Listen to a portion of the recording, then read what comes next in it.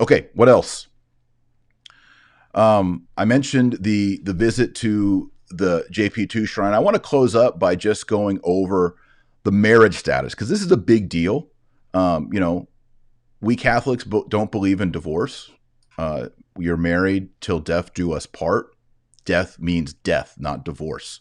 It's not till divorce do we part. It's till death do we part. Now, in the Catholic Church, we have this thing called annulment. People call it Catholic divorce. It's really not. What annulment means is that when two people entered into a union, civil union, partnership, marriage, Protestant marriage, Catholic marriage, whatever, if certain conditions aren't met, it's invalid.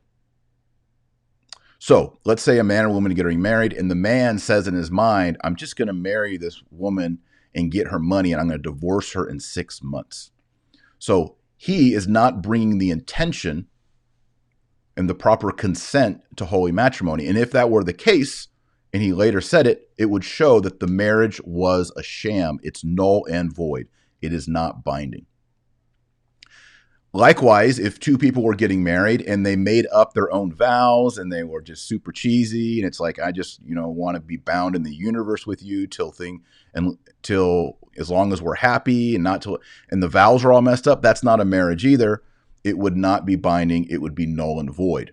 Now, whenever someone thinks they're in a void or a null marriage, they go to the church. There's that thing called a tribunal, and they submit their paperwork. Here's why we think our marriage is null.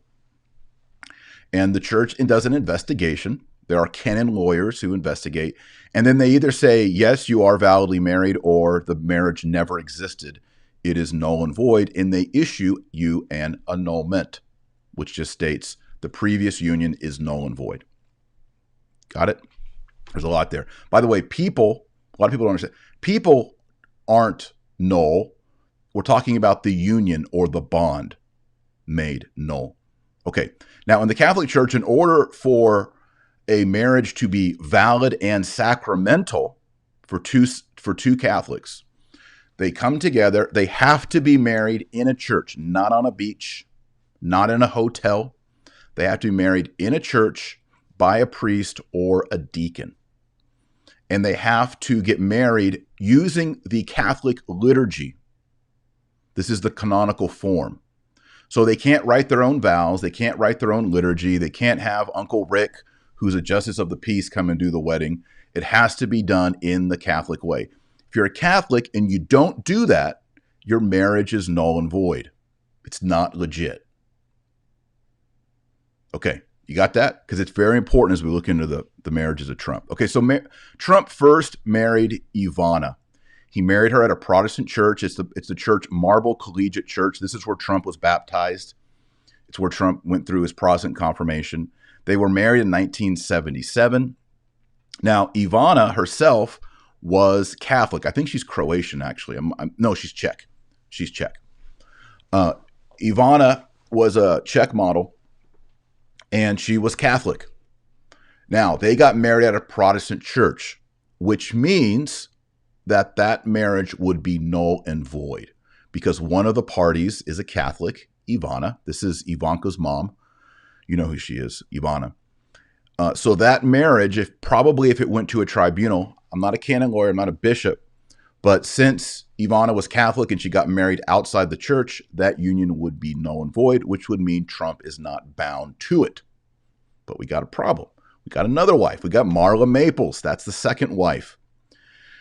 They had one daughter, Tiffany, and they had a huge wedding, 1,000 people, and it was at the New York Plaza Hotel, also not in a church. Again, I don't know if there was a Protestant minister there or a judge did it or whatever, but kind of seems a little sketchy. I don't know if it went to tribunal. I'm guessing it would go null. I'm not sure if it was a religious ceremony, if it had proper vows. All this stuff would have to be studied, collected, and then submitted. Now, the third marriage is to Melania. Melania is a Catholic. She was baptized a Catholic, raised a Catholic. Was she married in the Catholic Church in front of a Catholic priest with a Catholic liturgy? No. So this marriage would also be null and void. So if Melania wanted to regularize her marriage with Donald Trump, Trump would have to submit paperwork to the Archdiocese of New York. That is, Cardinal Dolan would get a file from Donald Trump, and there'd be the paperwork on Ivana, which would show she's a Catholic. She was a Catholic, and she was married outside the church. So that one would likely be declared null and void. They'd also have to give the details, which I don't know, on the Marla Maples. If that was declared null and void, then they could regularize the marriage between Melania and Donald Trump, and they'd be legit. Until that happens, if Trump and Melania are having conjugal relations, but their marriage isn't regularized, Melania can't receive communion. I think Melania knows that. So we see her having, prayerful moments, Catholic moments, rosary moments, but we don't see her attending Mass in public. Maybe she does in private. I don't know. But I think she would need to get this marriage situation regularized, go through the process. It's not too difficult. It can be long. Obviously, it can be a little painful, but other people have done it.